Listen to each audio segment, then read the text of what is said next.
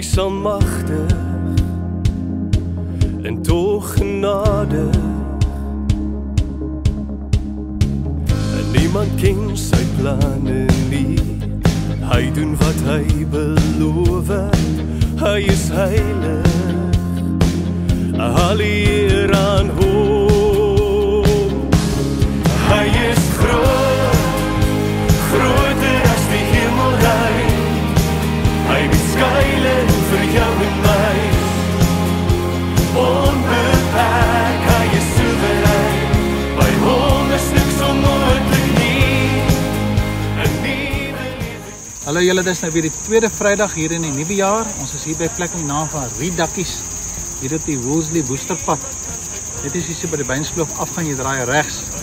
Net so klein eentjie kry jy plek met die naam van Riedakkies. Dit is so 'n mooi gedagteplek, 'n memories plek vir my en Wendy, en ons hou altyd daarvan om so iewers in die jaar net te draai hier te kom maak.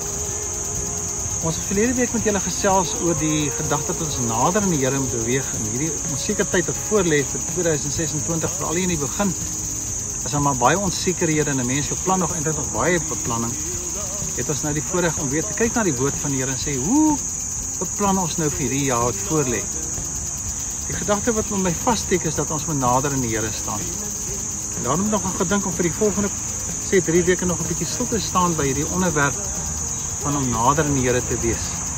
Nou sê ons, hoe kry ons dit reg? Ons lees so 'n pragtige gedeelte daar in Jakobus 4 vers 7 wat sê, onderwerp julle dan aan God, staan die duiwel teë en hy sal van julle al wegvlug. Nader tot God en hy sal tot julle nader. En daar's 'n paar tekste wat volg, nou eindig hy daardie gedeeltjie, daai perikoop, eindig hy dan te sê vers 10, onderwerp julle in nederigheid voor die Here en hy sal julle verhoog.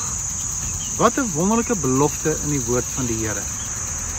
Ons weet nie wat voor lê nie, ons weet nie wat die uitdagings wat vir ons gaan vashou in hierdie jaar nie, wat ons benoud gaan maak nie. Ons weet nie wat vir ons as struikelblokke voor lê nie. In elk geval, ons weet al die beplanning wat ons nou doen, baie van die goed werk nie uit nie. Maar wat ons weet wat altyd vas staan, is die teenwoordigheid van God in ons lewe. Maar daar's iets wat moet gebeur. Ons moet ook tot God nader. Dikwels wil ons nie hoor nie, ons blok. Die Here waarsku ons, hy praat met ons, maar ons wil nie hoor wat hy vir ons sê nie. Daardie mooi gedagte, nader tot God, en hy sal tot julle nader beteken, hoe nader ons in die Here beweeg, hoe meer sal ons hoor wat die Here vir ons sê. Kan ek vir julle uitdaag? Miskien is daar iets in hierdie paar weke wat nou voor lê in hierdie jaar, miskien vir die res van die jaar, res van jou lewe, wat jy moet verander, sodat daar 'n getuienis is. Jy staan nader aan God. Byvoorbeeld, miskien 'n ander fokus op jou stilte tyd. Miskien 'n ander fokus op jou gebed. Miskien 'n ander fokus op jou Bybelstudie. Die manier hoe jy by jou werk doen. Die manier hoe jy huwelik hanteer.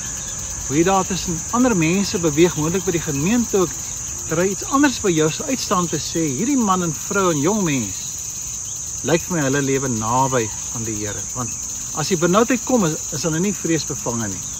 Wanneer die vraag kom, dan word hulle stil en bid eers en kom dan met 'n antwoord. Ons vra die Here dat hy vir ons sal help. Dat ons in ons lewens 'n getuienis sal hê, dat ons elke dag nader en nader en nader aan die Here sal wees. Kom ons bid net saam. Here, so vra ek nou om genade ook vir al my vriende wat nou luister na hierdie vriende en vriendin wat luister na die video vir hierdie week wat nou voor lê. Nou begin alles. En terwyl alles so begin, is daar 'n tekort aan tyd en energie. En ons word aangeraak om miskien in die tyd ons aandag van U weg te vat. Help vir ons dat soos die dag moeiliker raak, dat ons meer aandag aan U sal spandeer. Help vir ons, Here, wat dit beteken om nader aan U te kom. Elkeen van ons met ons eie ondervindings. Dat dit vir ons 'n unieke ondervinding sal wees so in die begin van die jaar. As ons sê, ek staan nou nader aan God, die Gees van God wat my dryf en my verlang om elke dag nader aan Hom te staan. So bo die eer aan U. U is koning, U is die Here, U is ons herder, U is die een wat verheerlik word. U hou die toekoms in die hand en ons hoef nie bang te wees nie. Help dan, Here, dat ons sal verstaan wat dit beteken, soos Jakobus hier gesê het, dat ons nader aan U sal beweeg en dat ons sal beleef, Here, ons miskien meer van U hoor en aan ons eie harte ervaar hoe ek nader aan ons staan. Dankie dat U ons nooit verlaat nie. U is altyd by ons. U is teen ons, U is by ons. Help ons net, Here, om ons oë en ons ore oop te maak vir U. Amen. Amen. Die Here onderneem vir jou, elkeen se ondervinding is uniek, is anders. My en Wendy se is 'n ander fokus as ons sê ons staan nader aan God. Joune is baie uniek. Koester dit. Koester daai verbondenheid tussen jou en God. En moenie laat iets tussen jou en die Here kom. Nie tyd nie, nie mense, nie werk nie, nie energie, nie siekte nie, nie kwaad, niks. Staan nader aan die Here. Gryp die dag aan. En die dae van ons lewe is boos. Gryp die dae aan. Eer die Here. Hy is ons herder. Die Bybel sê mos, hy is ons herder en ons eer hom daarvoor. Seën vir julle dat ons volgende week mekaar weer sien.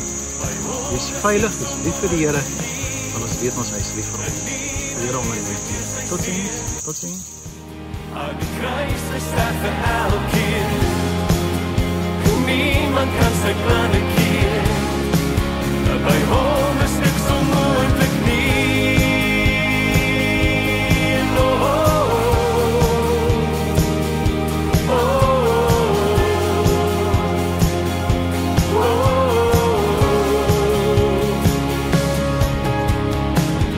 Daar is net een God, Skepper van die heelal, hy is almagtig, tog genade. En niemand ken sy planne nie, hy doen wat hy beloof, hy is heilig, alle eer aan hom. Hy is groot, groter as die hemelruim, hy moet skuilen vir jou en my, onbeperk, hy is soewerein, by hom is niks onmoontlik nie, 'n nuwe lewe deur sy seun, aan die kruis gesterf vir elkeen, niemand kan sy planne keer, by hom